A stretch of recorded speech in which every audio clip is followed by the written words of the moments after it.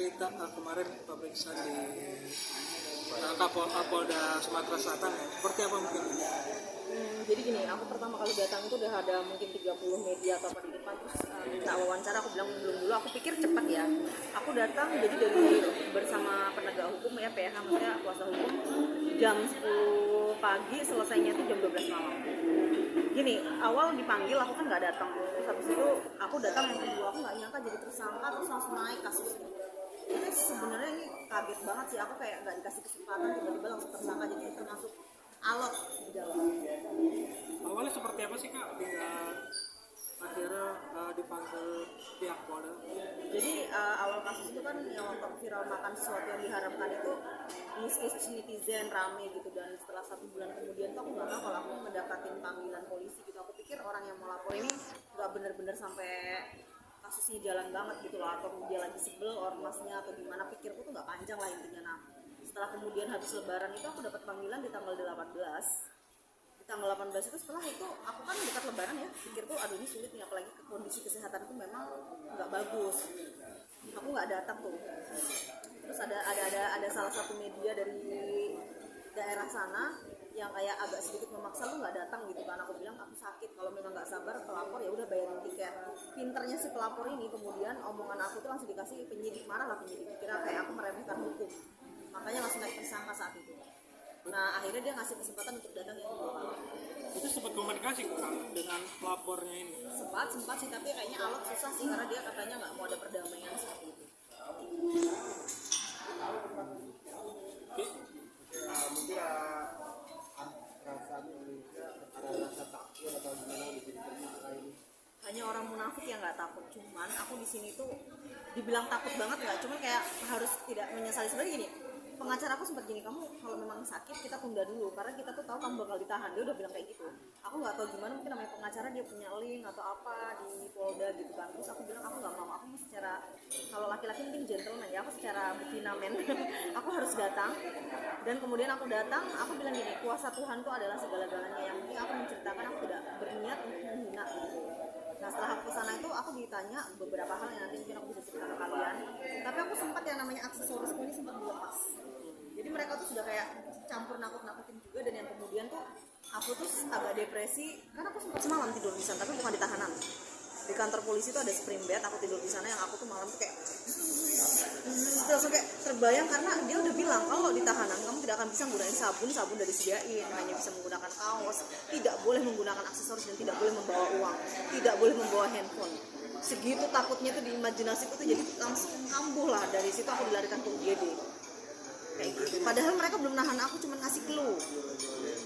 Jadi sekarang status kakak ini seperti apa? Wajib lapor kah atau seperti apa Kak?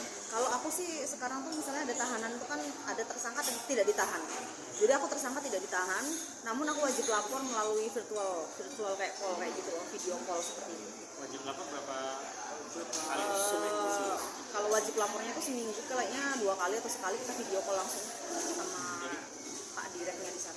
Jadi setelah 2 kali sudah bebas tanpa syarat apa? Kalau bebas enggak, karena gini, jadi kasus ini tergantung pelapor. Kalau pelapor mau naik ke pengadilan, ya pasti kita naik gitu.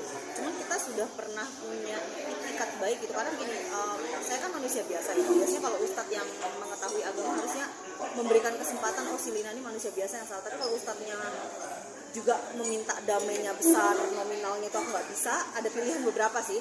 Atau misalnya tetap lanjut, saya tetap akan lanjut, tapi saya sudah pernah minta maaf. Jadi kemarin kepolisian bilang gini, Lina Mukherjee sudah minta maaf, kooperatif sekali anaknya, sopan gitu, tidak berniat dan tidak mengulangi.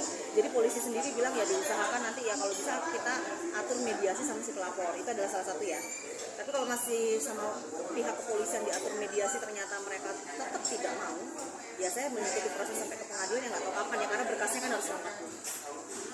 Tapi kalau agak sedikit flashback ke belakang ketika mencicipi makanan itu, apa sih Kak yang dipikirin kakak ketika spontanitas atau seperti apa? Iya, jadi gini, saat BAP itu sama pertanyaannya seperti penyidik bilang apakah kamu sengaja apa. Saya cerita, saya itu suka upload hal-hal yang tidak lazim, mungkin orang udah kenal ya dengan tingkah laku saya juga. Maksudnya itu gini loh, saya ngupload, saya nggak ngedit dulu. Harusnya kan kenapa penyidik ini sampai naikkan tersangka, salah satunya dipikirnya saya itu ngedit dulu, jadi mengambil kesempatan untuk mungkin mendapatkan popularitas dan endorsement. Dan saya cerita selama ini bahwa video saya ini tidak pernah diedit, saya ngupload asal. Nah di situ dia penyidik baru tahu anak ini ngasal dan tidak tahu gitu. Jadi kalau misalnya kita sengaja diedit, sengaja cari viral, sengaja cari tenar, wah itu langsung jadi tersangka. Tapi pas dilihat saya nggak pernah diedit, jadi saya ngupload apa aja 2-3 video tanpa dilihat lagi apakah itu bagus atau enggak. Dari situ dia pikir dia tidak bermaksud. Nah di situ ada nilai plus. Yang penyidik senangnya tuh maksudnya selain jujur anak ini tidak berniat untuk menyakiti orang lain. Tapi kan saat kakak yang mencoba, kan kita tahu sendiri B2 itu kan haram lah buat bagi kita. Dia dipikirkan emang, yaudah scan aja lah, gue cobain lah. Jadi gini, buat fans atau gimana? sebenarnya aku tuh udah makan sih sebelumnya, tapi yang kulitnya nggak pernah ini kan kriuk ya. Nah terus waktu itu ada di depan gitu aku cobalah makan. Nah mungkin refleks baca basmalah Allah karena kebiasaan juga, dan memang mungkin ini kebodohan saya lah sekali lagi. Harusnya jangan kayak gitu karena memang kita tuh gini, kita selalu bisa bilang aku tidak minum, tapi orang lain kan nggak tahu, apalagi itu kan mungkin sakral banget gitu loh. Jadi saya tuh juga mengaku salah, tapi sebenarnya sudah mengaku salah gitu kan saya udah bolak-balik minta maaf 5 kali, tapi kan kembali lagi sakit hatinya orang kita nggak tahu.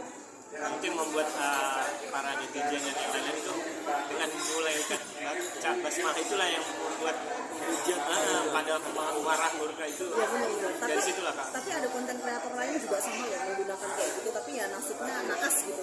Dan saya mengakui saya salah sekali gitu kan, sebagai konten kreator itu dengan follower yang jutaan ya, itu harus mendidik yang baik, berbuat yang baik, berkat apalagi soal agama itu sensitif, ini pelajaran. Dan saya kapok karena saya satu hari itu ngerasa saya kayak ditahan, karena semuanya udah saya lepas gitu. Jadi kayak begini kapok, nggak mau lagi karena takut banget urusan sama polisi ini terakhir kali.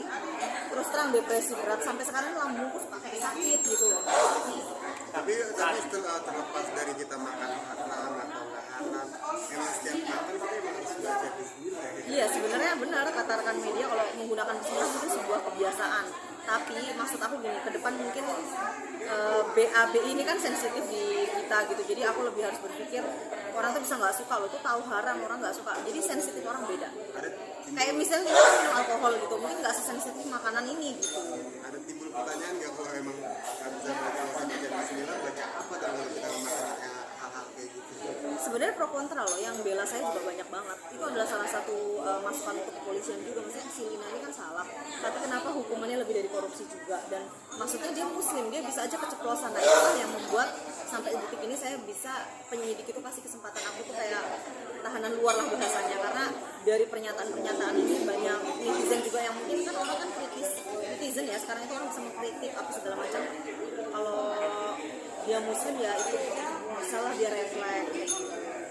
Dampak apa sih kak ketika mulai dilantik dengan agama ini, berpakaian seperti apa dengan hujatan dari netizen? Kayaknya saya buka semua YouTube atau semua platform sosial media, sini wajahku sendiri deh, dan itu semua pada komen mampus lah apalah gitu kan.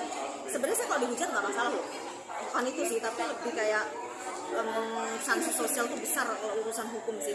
Kalau dihujat kan kita bisa tutup telinga, tapi kalau kita dipanggil penyidik terus diancam mau diciduk, itu udah lebih kayak teroris, mengerikan sekali. Dan saya sampai sekarang ini kayak merasa disambar petir, ini kok bisa hal ini terjadi. Biasa kan suka lihat rekan artis nih ditangkap, entah narkotika lah, entah pencurian lah, entah ini entah itu saya cuma ngeliat dia ditangkap ya, habis itu dia nangis-nangis terus rekan media ngolok-ngolok gitu. Aku tuh suka dalam hati, sekarang saya ngeliat sendiri ketika saya ditangkap gitu kan, tiba-tiba langsung tapi nggak ada media yang teriakin loh, terima kasih buat rekan-rekan media, nggak ada yang ngina aku, kamu kerja kamu, nggak ada, semua baik loh. Cuma nanya ini hari ini saat kalau artis lain, woi suka diteriakin kayak gitu yang kasar-kasar. Aku udah ngebayangin nih, waduh kalau di depan media aku diteriakin, mental kayak apa. Sosmed kan kita bisa nggak lihat, kalau rekan media kan kameranya nyorot tapi nggak ada sih yang ngomong. Itu aku thank you banget, walaupun mereka suka beritain kadang yang nggak sesuai, tapi ternyata pas di depan punya respect. Ya mungkin karena kasusku juga bukan yang membunuh orang sih, jadi kayak mereka tuh lebih respect aja gitu sih. Terus sebagai wartawan sih harus respect sama dia. Tapi suka wartawan juga neriak-neriakin orang. Viral, apa segala sesuatu kan setelah viral, nah itu jadi banyak ulama turun, makanya polisi kan pasti akan ada tekanan dari masyarakat ketika ulama ormas turun. Di situ lah polisi cepat-cepat ngamanin aku seperti itu, karena katanya sangat meresahkan sekali dan viral sekali. Mulai dari sekarang mulai kalau aku udah mulai agak nyesel nih, banyak Gus Miftah, ustadz nyentil kan, aku langsung kayak aduh kayaknya nggak enak juga nih kalau bermasalah sama ustadz nih, panjang banget. Cuman aku udah minta maaf di beberapa media, cuman kayaknya pelapor ini memang mungkin ya kita nggak tahu lah sakit hatinya orang sih. Pelajaran apa Pak yang didapat? Pelajaran, berhati-hatilah berkata karena mulutmu harimau. Jadi saya tuh sebenarnya kalau sama netizen tutup muka ya, tapi adalah musuh nih, kita kan punya musuh pasti ya, langsung ngechat mampus lu, mulut lu harimau lu.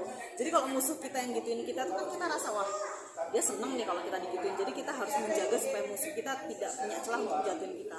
Ini kan salah satu kejadian ini menjatuhkan diri sendiri dengan tidak sengaja, karena kedepannya apapun yang terjadi jangan sampai musuh bisa menertawakan kita saja. Akan lebih berhati-hati dalam membuat Apapun, maksudnya gini, kalaupun kita mau seksi lah atau apa, jangan agama, ras, dimana kita menyakiti salah satu golongan gitu. Apalagi kan agama itu di Pancasila, ketuhanan yang Maha Esa, mau apapun itu